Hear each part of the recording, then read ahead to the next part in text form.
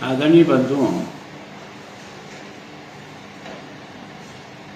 मेरे चंडीगढ़ के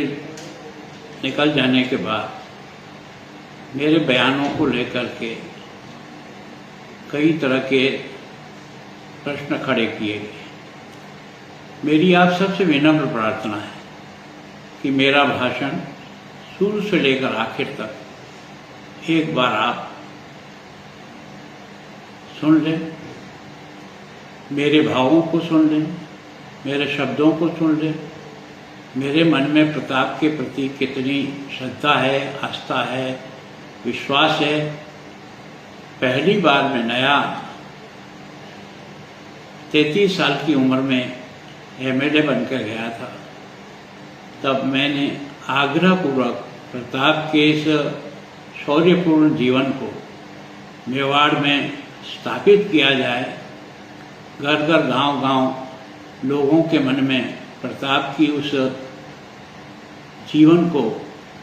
लोग नज़दीक से देख सकें, उसके लिए मुख्यमंत्री भैरव सिंह जी से निवेदन करके पहली बार मेवाड़ कॉम्प्लेक्स योजना 77 से लेकर 80 तक ही राज रहा था, पर हमने उसको स्वीकृत कराया और उसके कारण से ही आज कुंभलगढ़ का विकास, गोगुंदा का विकास, चावंड का विकास, हल्दी घाटी का विकास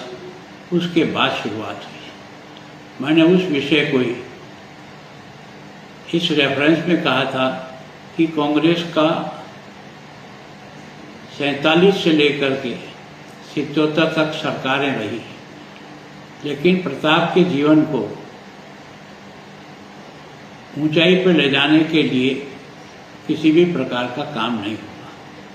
हमने पहली बार उसकी शुरुआत भी की, उसको निरंतर आगे बढ़ाया और अब की बार भी सरकार ने अपने बजट में प्रताप से संबंधित स्थानों को और विकसित करने के लिए 175 करोड़ रुपए की स्वीकृति दी है। मेरा कहने का भाव जो था कि हम लोगों ने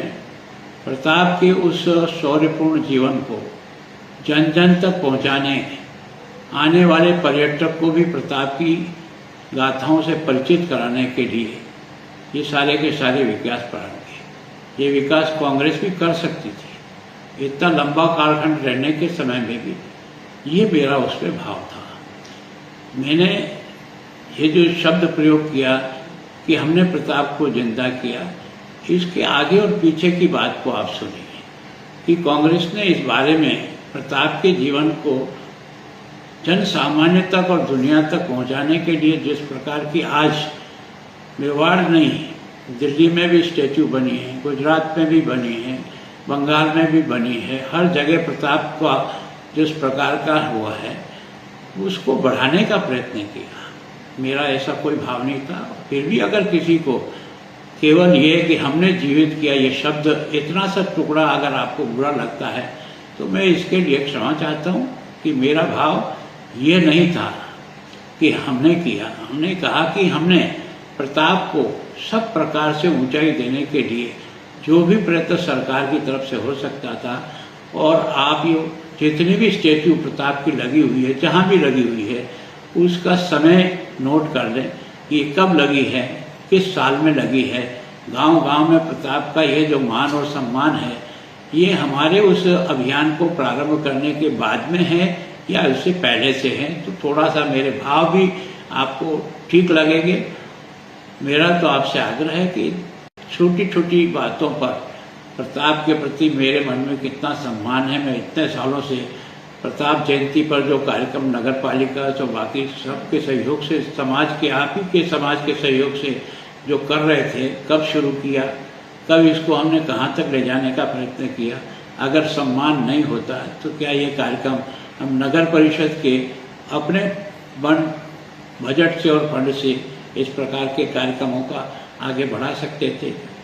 मैं सोचता हूँ कि